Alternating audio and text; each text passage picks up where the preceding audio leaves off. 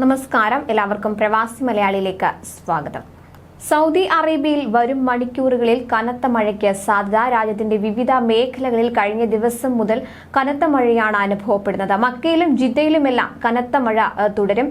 താഴ്ന്ന സ്ഥലങ്ങളിലെല്ലാം വെള്ളക്കെട്ടുണ്ടായി. മുൻകരുതൽ എന്നോണം ജിദ്ദ ഗവർണറേറ്റിലെ 72 സ്ഥലങ്ങളിൽ സിവിൽ ഡിഫൻസ് തങ്ങളുടെ സംവിധാനങ്ങൾ വിന്യസിച്ചിരുന്നു. ജിദ്ദയിൽ ഇന്നലെയും ഇന്നും തുടർച്ചയായി പെയ്യുന്ന മഴ അടുത്ത ദിവസങ്ങളിലും തുടരുമെന്നാണ് കാലാവസ്ഥാ നിരീക്ഷണ വിഭാഗം മുന്നറിയിപ്പ് നൽകിയിട്ടുള്ളത്.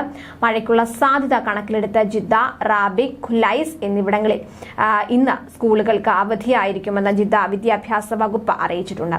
പകരം മദ്രസദി പ്ലാറ്റ്ഫോം വഴി ക്ലാസുകൾ നടക്കുമെന്നും ജിദ്ദ വിദ്യാഭ്യാസ വകുപ്പ് അറിയിച്ചു. ജിദ്ദ യൂണിവേഴ്സിറ്റിയും ജിദ്ദ കിങ് അബ്ദുൽ അസീസ് യൂണിവേഴ്സിറ്റിയും ഇന്ന് അവധി പ്രഖ്യാപിച്ചിട്ടുണ്ട്. വിദ്യാർത്ഥികൾക്ക് ഡിസ്റ്റൻസ് രീതിയിൽ ക്ലാസ് നടക്കുമെന്ന് 2 യൂണിവേഴ്സിറ്റികളും അറിയിച്ചിട്ടുണ്ട്. വെള്ളിയാഴ്ച വൈകിട്ട് കനത്ത മഴയാണ് മക്കയിലും ജിദ്ദയിലും അനുഭവപ്പെട്ടത്. മേഖലയിൽ മഴയുണ്ടാകുമെന്ന് സിവിൽ ഡിഫൻസ് നേരത്തെ തന്നെ മുന്നറിയിപ്പ് നൽകിയിരുന്നതാണ്. ശക്തമായ കാറ്റിന്റെയും ഇടിയുടെയും അകമ്പടിയോടെയാണ് മക്കയിൽ മഴയുണ്ടായത്.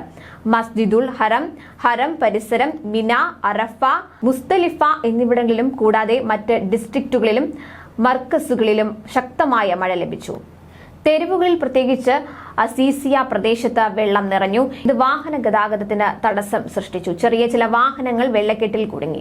മഴ കാരണം റോഡുകളിൽ വെള്ളക്കെട്ടുകൾ രൂപപ്പെട്ടതിനാൽ നിരവധി റോഡുകൾ ജിദ്ദ നഗരസഭ അടച്ച് ഗതാഗതം തിരിച്ചുവിട്ടു. റോഡുകളിലെ ടണലുകൾ വെള്ളത്തിൽ നിറഞ്ഞു.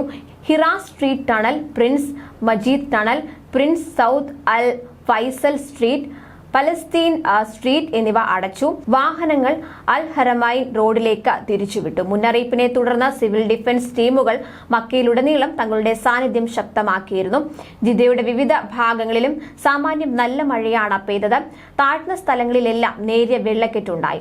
മുൻകരുതൽ എന്നോണം ജിദ്ദ ഗവർണറേറ്റിലെ 72 സ്ഥലങ്ങളിൽ സിവിൽ ഡിഫൻസ് തങ്ങളുടെ സംവിധാനങ്ങൾ വിന്യസിച്ചിരുന്നു. കൂടുതൽ പ്രവാസി വാർത്തകൾക്കായി ഈ ചാനൽ സബ്സ്ക്രൈബ്